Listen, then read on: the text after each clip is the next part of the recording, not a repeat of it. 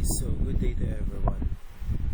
For this video discussion, we will be primarily talking about module number 14 and module number 15. Both are talking about the mice industry. So it's a different type of it still falls into the category of hospitality and tourism. Doon pa rin siya sa saklaw ng kategorya yun. Pero this time it's a little bit different kasi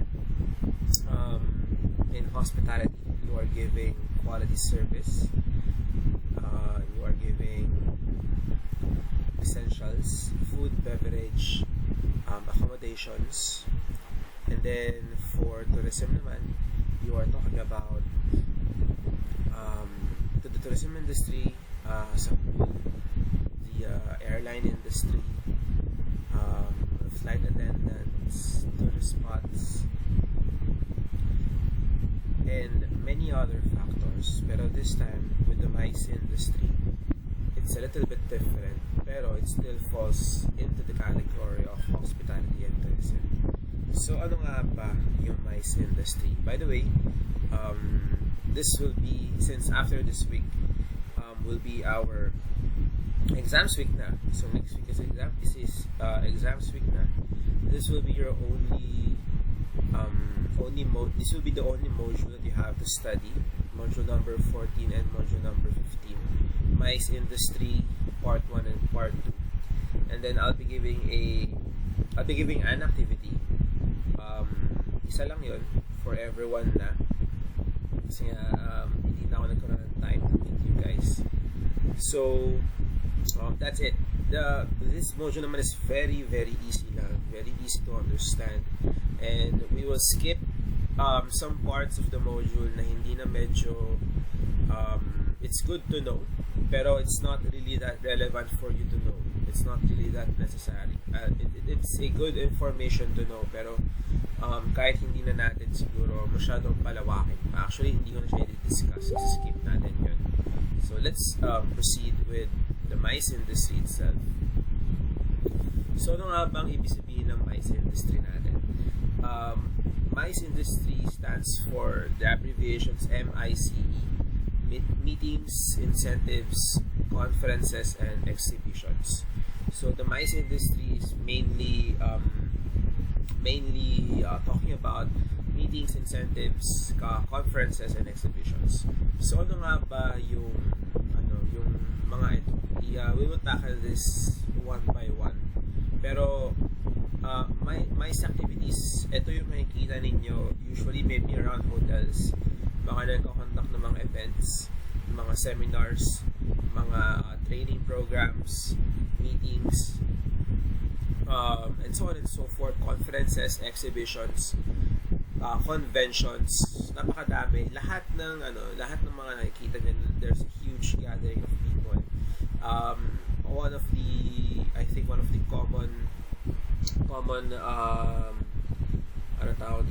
common exhibitions or common conferences way back then nung tayo ay nasa old normal pa is yung food exhibition or food conference wherein stalls or mga nagbebenta ng mga pagkain from different cities of the Philippines, from different regions as well. Meron mga from region 1, 2, meron mga taga Visayas, meron mga taga Mindanao. They will all come together in a specific convention center here in the Philippines, here in Manila, usually in PICC or somewhere in Pasay. Or hotels din, pwede rin. Hotels, SM MOA, yun din, ginagawa rin yun for conventions. Wherein those stalls or stores that sells specialty products will come together in a specific place to sell their stuff. So, yun yung mga examples na one of the common examples of conventions. Hindi ko malala yung title ng convention na yun. I think it's MAFEX. I think MAFEX is a exhibition naman for students in HRM. Ang alam ko naman yung exhibition where people are gathering, students are gathering from different universities, and then they will compete with each other for the title or for the trophy. So, maraming saklaw yung MICE industry natin. So ibig sabihin pala, ang hospitality and tourism industry, it's more than restaurants, it's more than hotels, it's more than airplanes, flight attendants, airports, tourist spots, tour guiding. It's more than that. MICE industry is also covered in hospitality and tourism, and it's a very important aspect in hospitality and tourism industry. Why? Kasi MICE industry gives support to our industry, lalo na sa mga times na nagkukulang yung industry natin. And paano nga ba, ano yung mga times na nagkukulang ang industry natin? Of course, meron tayong mga peak seasons and off seasons. Pag sa mga hotels tayo or tourist spots na nagtatrabaho, may mga off season, lalo na pag maulan, hindi masyadong nagtatravel ang mga tao. Way back then, nasa old normal pa. And then, magkakaroon ng peak season pag dumating na mga per months. Magkakaroon tayo ng peak unti-unti hanggang sa maging holiday season na Christmas, New Year season, and then New Year season, Valentine's, tapos summer, tapos off season ulit. So, merong mga times na konti lang ang kita ng industry natin. Merong mga times na off season tayo, na hindi tayo masyadong pinapansin, o hindi tayo masyadong pinupuntahan ng mga tao. And during these times na off-season ang ating industriya, MICE industry plays a big part for the survival of hospitality and tourism. It will provide a huge income for convention centers, a huge income for hotels, kasi most of the time, if convention centers are too expensive to use, kasi nga napakalaki, napakalawak, hindi naman ganun kalaki ang kailangan mo talagang space to conduct that meeting event or whatsoever, pwede na ang hotel function rooms. Pwede na. Isabihin, most of the events I also know, or most of the events that I had the chance to attend, nangyari yon sa mga hotels or sa mga retreat house, hindi ba na retreat houses, sorry, sa mga resort sa different cities ng bansa natin. So it will provide a huge comeback for the industry. Lalo na kung nasa off-season tayo, wherein wala masyadong mga nagta-travel, wala masyadong mga tourist, mababa ang tourist traffic natin. So yun, MICE industry is still very important in our industry. So yung mga nakikita niyo na events organizers, sales as well, they are part of the MICE industry. So let's proceed. Evolution of MICE industry. You guys already know I don't really like talking about history so much kasi it will not really help that much when you guys are working already in the industry. What works in the industry is skills and yung inyong diskarte. So history is not that really relevant in our case, here in this case, the MICE industry. So very quick na discussion lang about the history. Well, before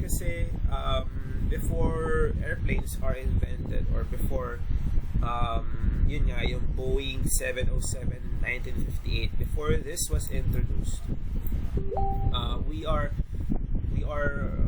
just taking the transportation, yung mga trains. So wala pa hindi pa talaga masyadong kaya magkaroon ng international na transportation. So with the introduction of Boeing 707 back in 1958, this has introduced to us international travels, or tinatawag natin na Jet Age.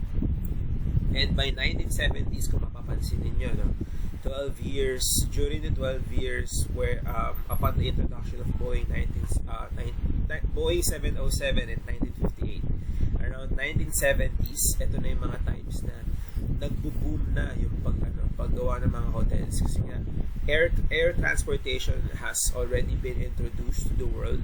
So hotels now are booming. Accommodation businesses are very essential in every city, in every country. Kasi nga, meron ng tourist traffic meron ng mga turista na nagagaling from different countries. So, kailangan magkaroon tayo ng hotels or accommodations. And hindi lang yun. Since the age of travel or the jet age has been is already introduced to us by the Boeing 707 back in 1958. It not just opened the doors for tourism, it also opened the doors for business travels. So, ibig sabihin, mas nagkaroon ng means of communication, mas nagkaroon ng connection at different businesses in different countries. Kaya ngayon, nakagawa sila ng mga business trips natin. And in these business trips, saklaw pa rin siya ng MICE industry. So, saklaw pa rin siya, ibig sabihin, ng hospitality industry natin. And that is MICE industry, or the meetings, incentives, conferences, and exhibitions. So that's just a very quick history. Now we'll talk about meetings. I guess you guys are isa-isayin na natin pala ang MICE, and I guess you guys are already aware of what meeting is really all about. I mean, it's already a classic word passed down from your parents, from your brothers and sisters, mga teachers ninyo, or any other professionals. Narinig nyo na ako ng mga meetings na yan. And maraming palang klase ng meeting ang meron tayo. So, hindi lang siya meeting about business. Hindi lang siya meeting to talk about business, to talk about the sales, to talk about income generated, production cost, and so on and so forth. Hindi lang ganun ang meetings natin. Meetings can be in the form of different types of meetings, like may forum, seminar, symposium, workshop, conference, convention, colloquium, panel, and lecture. So these are different kinds of meetings. Basta ang meeting lang, ang definition niya for itself is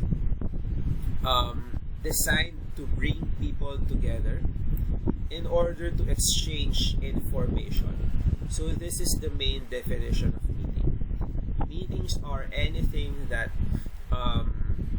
where the group of people is communicating with each other, whether in a form of online, tulad ngayon, pandemic, meetings are conducted online, or back then, nung nasa old normal pa tayo, meetings are conducted in spaces, in private spaces or in public spaces. So it's a group of people where it's something wherein a group of people are communicating with each other, and it's designed to bring people together in order to exchange information. So that is the main purpose of meetings natin. And I guess that also applies for the different abbreviations of MICE.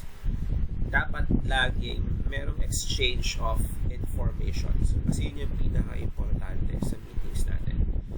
So, alam nyo na what are forums, the difference of forum, seminar, symposium. So, sige, let's try to tackle it quickly, one by one. The first one being here is clinic, workshop wherein attendees learn by doing, involves small groups who interact with each other individually. So, clinic, hindi lang siya basta-basta clinic sa dentista. Hindi po. Meron tayong mga tinatawag na sports clinic wherein people are gathered together to execute some exercises or something about sports, wherein people are learning, people are for example, I think may basketball clinic ata na kinokontak si Milo, and I think yung reason bakit si Kobe Bryant din ay pumunta dito sa Pilipinas is in order to conduct a clinic in the sports of basketball. So, maraming dahilan wherein to conduct a clinic. Ang pinaka difference lang niya is they learn by doing. Attendees learn by doing. Next, forum. An assembly for a discussion of the group's common concerns featuring a panel of experts who take opposite sides of an issue. So sa forum, ito yung general forum na makikita ninyo wherein people can freely ask questions and then merong mga set of panelists or merong mga set of experts na pwede mong pagtanungan who is taking different sides para malaman mo yung different perspective ng different sides na meron. Forums usually are conducted in a professional manner kasi nga it's mainly an exchange of information din. So kailangan hindi lang siya basta-basta na ginagawa, no, na tara, let's conduct a forum and that's it. Pero you guys can actually conduct a forum in your class. So halimbawa kayo ay nagkakaroon ng pagkakagulo on deciding which is which, on deciding what to do, maybe meron kayong decision na kailangan gawin, and hati ang perspective ng class natin. So forums can be the key in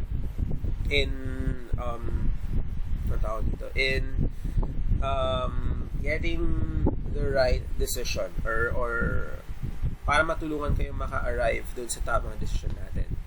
And forums are ayun nga, basically pwede siyang question and answer portion just to get the perspective of two sides of a specific scenario.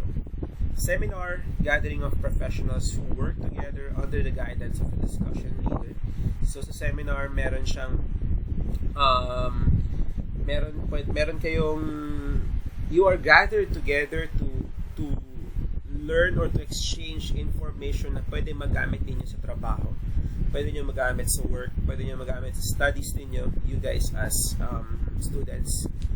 Marami na rin, I guess you guys are already exposed to webinar series as well. So ito yung mga klase ng pagtitipon para matuto tayo at may apply ito sa ating mga ginagawa, whether in a study or whether in our studies, in academics, or in our work, or in our passion, kung ano man yung gusto natin gawin. Cooking, advertising, drawing, literature, and so on. Symposium, a meeting where a subject is discussed by experts and the consensus of the group is gathered. So, ang difference naman niya sa seminar, you guys are talking about a specific work, you guys are talking about a specific action, whether cooking, yun nga, literature, singing, music, whether in a form of academics, kailangan ninyo, and you will apply the learnings, in your work or in your study. Sa symposium naman, ang pinag-uusapan natin is not about the job itself, not about something related to our job. It's something related to a specific topic in mind. You have a specific subject discussed in a group, and dun sa subject na yun, after explaining or after the exchange of information, in every symposium, kailangan makapag-gather ng consensus. So, parang decision-making process din siya yung symposium natin. Same with forum. Workshop, from the term itself, I guess you guys are already aware of it as well. Workshop is a training naman, concentrating on skill enhancement instead of talking, instead of enhancing our brain or enhancing our EQ. Skills enhancement naman yung ginagawa natin sa workshop. Conferences, formal meeting of professionals for exchange of opinions and information. Convention, a large meeting of people assembled for a common purpose. We'll talk about conference and convention in a short while. Colloquium, panel, and lecture, all of which consist of an expert talking about a specific topic to a group of people.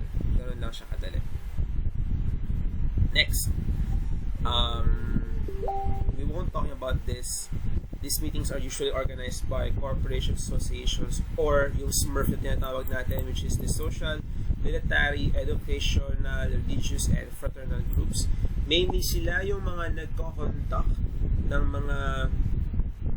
mga meetings natin. Sila yung nag-arrange ng mga meetings. So hindi lang siya basta-basta parang, uy, sige, parang trip natin gumawa ng seminar. Let's do it.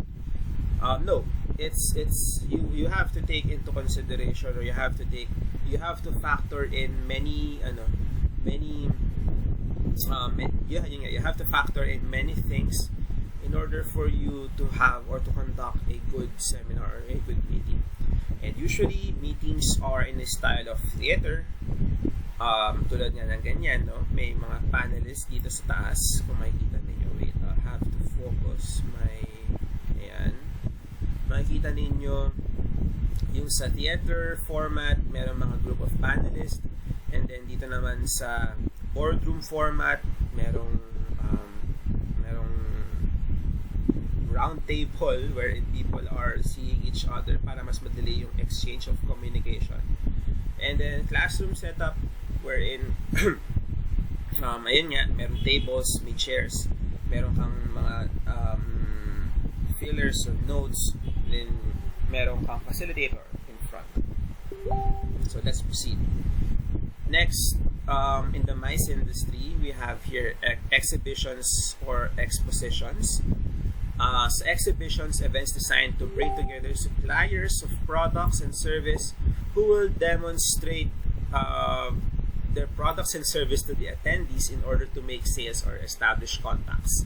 Exposition needs several 100,000 square feet of space divided into booths for individual manufacturers or their representatives. So tulad ng sinabi ko sa inyo kanina, an example of this is yung mga food exhibits natin, wherein many kinds of businesses will be gathered into one place, primarily to exchange contacts, to exchange networks of contacts, kasi that's very important in business. Kailangan meron kang network of contacts.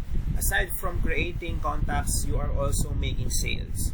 Or mainly, ang pinaka-purpose dito is you would like people to know about your product. So sa exhibitions, usually dito ini-invite yung mga popular natin na celebrities, also some journalists, mga nagsusulat ng mga articles, mga food critics, minsan sa case natin related sa food. So maraming ina-attend ng mga famous ayoko sabihin influencers, no, pero mga, kumbaga pag nagsalita itong mga taon to, papakinggan ng mga tao. So pag yun ang parang pakay ng mga nagbebenta dito sa exhibits natin, kasi gusto nila makilala yung product nila. Kaya pag exhibit, usually you will bring your A game. Maganda talaga yung presentation ng stall mo, ng booth mo, and then maganda yung presentation ng product na in-offer mo, kasi gusto mo makilala ng mga tao yung product mo.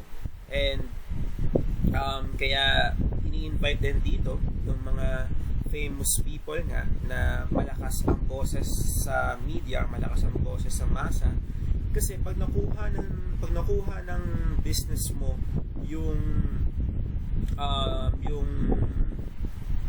pag nakuha ng business mo yung taong yon na sikat na, magustuhan ng taong yon yung product mo, syempre that person will talk about that product, or will talk about your product to his followings or to his followers or doon sa mga nakikinig sa kanya. And kung gano'n ang mangyayari, successful ang naging exhibition mo and sisikat ngayon yung business mo. Unfortunately, exhibitions right now are clearly prohibited due to pandemic situation.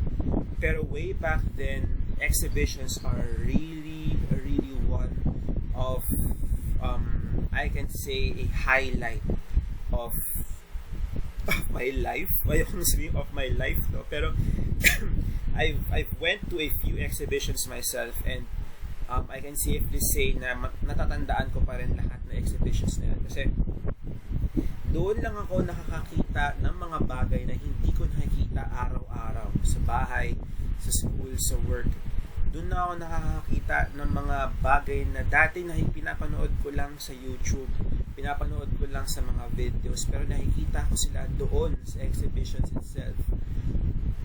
Ang dami ko nakita na pwede palang ganito, pwede palang ganyan. May ganito pala, may ganyan pala. So I suggest that if you will come up with exhibitions or pag nagkaroon ng opportunity for you guys to go to an exhibition, take the opportunity, grab it. Kasi masaya. Hindi lang sa marami kang matitikman na bagong pagkain, or hindi lang din sa may makikita kang mga bagong product or bagong mga gamit, pero matututo ka din. Kasi magugulat ka na that kind of thing pala exists, no? Meron pa namang ganong klaseng mga bagay na pwede magamit in our lives. So next is conventions. Tapos na tayo sa exhibitions, tapos na tayo sa meetings. Ano naman ngayon ang conventions? I guess the simplest way to define conventions is it is a combination of meeting and exhibition. Meeting wherein there is a change of information, may exchange of information pa rin. Pero there's also exhibitions while so conventions are happening simultaneously.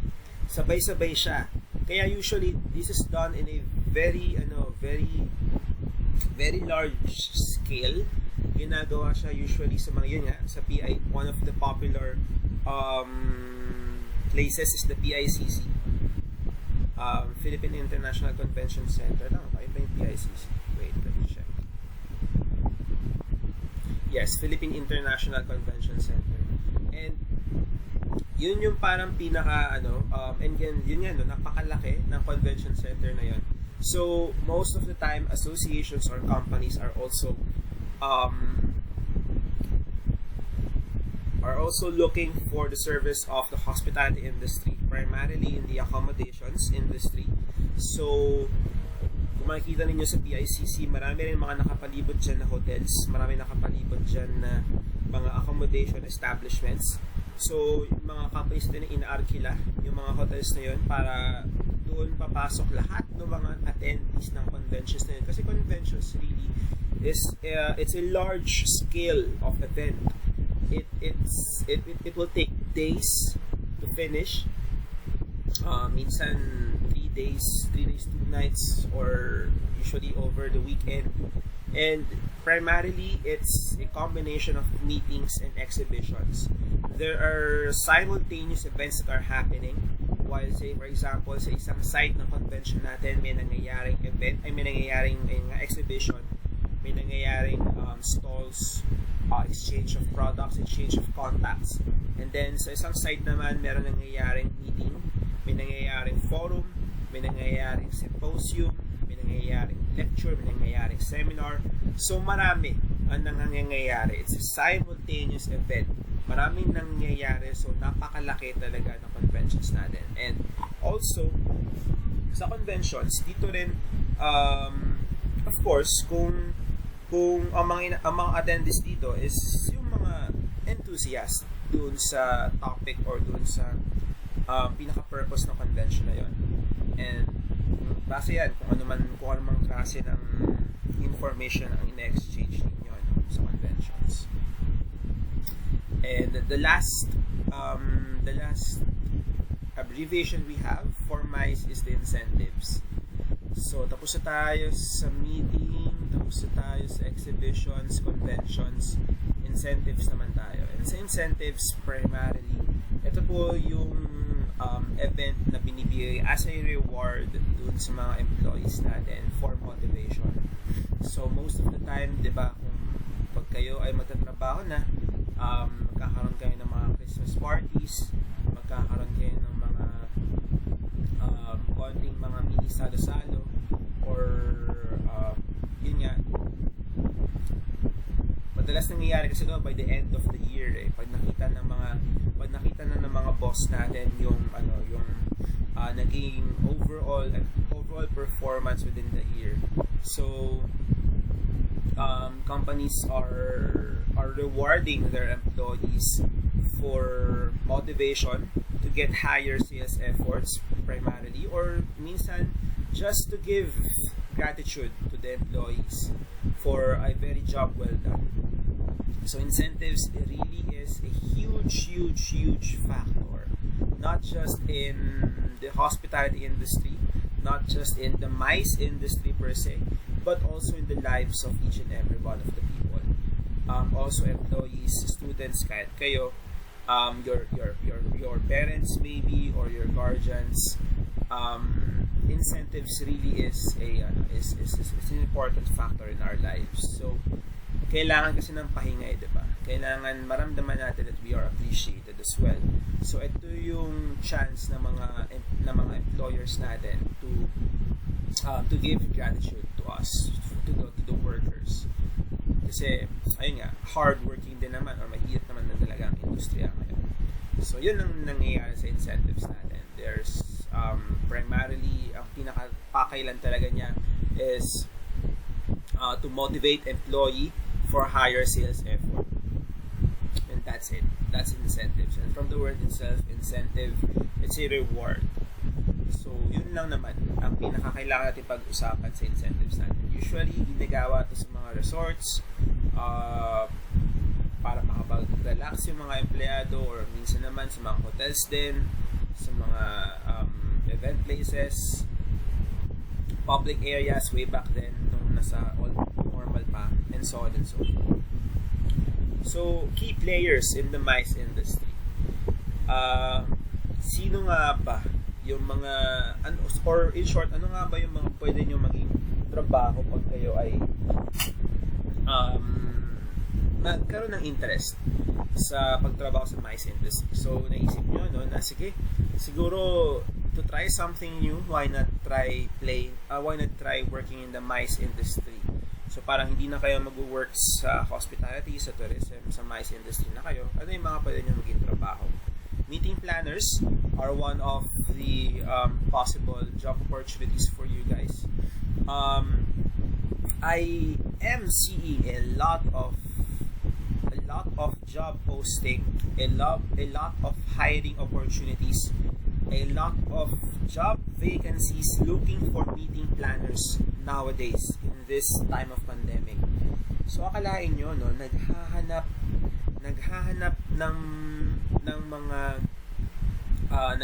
ng mga empleyado yung mga businesses for meeting planners. Ngayon, I don't really know why this is a trend nowadays. Pero every time that I'm scrolling through my Facebook account, or every time I'm scrolling through my email, makikita ko na palaging may opening for meeting planners. And maganda ang benefits na nakikita ko when working when working as a meeting planner. In fact, I was also almost I almost took the opportunity to work as a part-time meeting planner. Kaso hindi sila naghahanap ng part-time as of the moment. So full-time lang lahat ng hinahanap nila. So kung kayo gusto niyo magtrabaho in the future, and I guess after you guys will graduate, we are still slowly coping with the results of the pandemic. Meeting planners are still relevant. So yun, meeting planners, from the term itself, kayo ay mag-plan ng meetings natin. You have to, and meron tayong mga following responsibilities of meeting planners. Mainly ang pinaka job responsibility talaga niya, in order for me to better summarize the responsibility of a meeting planner from the word itself. Planner, it means siya yung nagpa-facilitate ng plan. Siya yung nagpa-facilitate ng meeting. Siya yung nagpa-plan on how it will go. So, sa planning stage, nandyan yung pagplan ng location, place, attendees, guest speaker, food, accommodations, the flow of operations, the flow of the program, the flow of the meeting, lahat ipaplan na yan. So, it will take a huge amount of time, it will take a huge amount of patience para magawa mo ng maayos ang trabaho mo as meeting planners. So, hindi lang siya basta-basta, no? Hindi lang siya ganun kadali rin po gawin. If you will have the opportunity to work as a meeting planner, don't expect your job to be that easy. Mahirap pa rin talaga po siyang gawin. So, yun. Next, we have here is the Convention and Visitors Bureau, CVB. Primarily, ang pinag-uusapan dito is the Philippine Convention and Visitors Corporation. Ang pinaka-purpose ng CVB natin is sila po yung parang meeting planners or sila yung event organizers natin. At ang kanilang primary events is conventions. So, usually, makikita mo to, they will invite, I think one of the conventions I saw way back then, hindi ko malala yung title din ng convention, sorry. Pero, what happened back then was, sa convention na yon, people are gathered, and then, ang nangyari actually is, they took a food tour. Parang ganun yung naging convention nila. Nagkaroon ng food tour, parang may mga vans, tapos convoy yung mga vans natin sa mga biyahe. Tapos they kept on coming from one place to another here in the metro, also outside Metro Manila. Naglakbay sila for food, naglakbay sila to experience, and then they all went back doon sa first location nila, which is yung meeting place nila, which is the convention center, and then doon sila nag-conduct ng meeting afterwards based on their experiences, kung ano yung mga naranasan nila. And these people who were gathered are not just ordinary people. These people are food influencers, food critics, famous food personalities in YouTube, in Facebook, and social media, and in the whole internet. So, sila yung mga audience, and ang ginawa ng convention na yon is for those people, for those food influencers, food critics natin, to be aware of the special delicacies offered in the different parts of our country, different parts of Luzon, primarily. So, yun. Those are one of the conventions that I can remember that happened way back then. And yun yung isa sa mga responsibilities ng isang CVB or Convention Visitors Bureau. Also, sila yung meeting planners natin, pero instead of planning a meeting, they are planning conventions.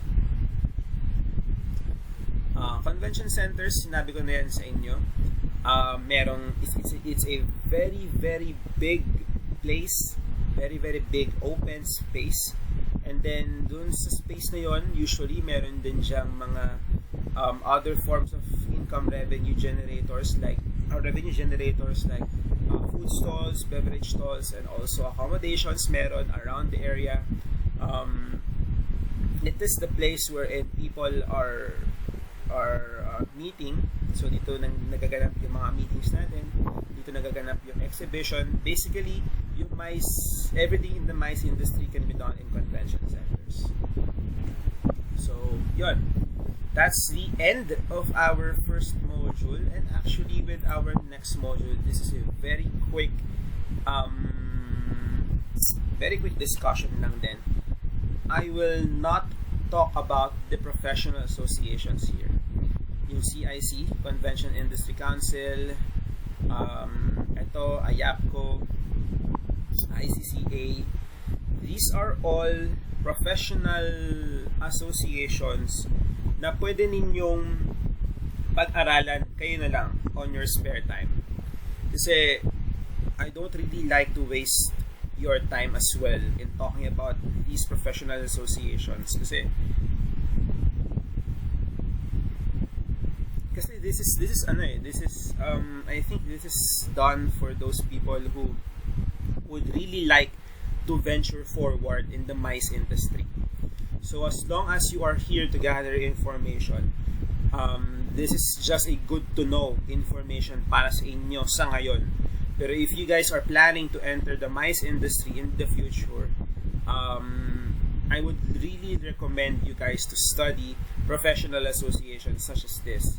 Kasi this will be a huge help for you guys pag kayo ay magtatrabaho na in the mice industry. So let's proceed here. Actually, ang pag-uusapan natin dito is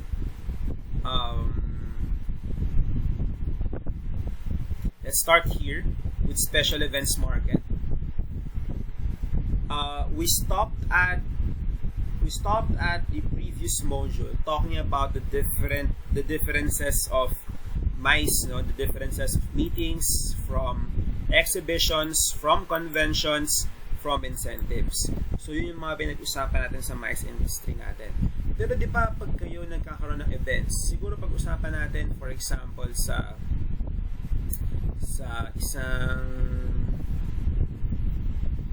isang exhibition for example.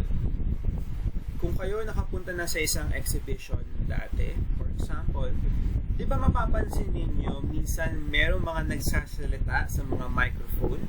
And yung mga nagsasalita sa mga microphone natin, nagsasalita sila about raffle, about promo, about prizes, about intermission, about guest speakers, about performers. So, merong mga small events within the event. Merong mga small happenings na nangyayari within the event itself. And these are called special event market or special events natin. These are the very small events that are happening inside a larger event, and they encourage networking among attendees, build camaraderie within the group, and provide memories that last for years. So, special events, dito yung mga small events that are happening in big events, wherein very important pa rin sila. Kasi they give value, they add value doon sa event na nangyayari.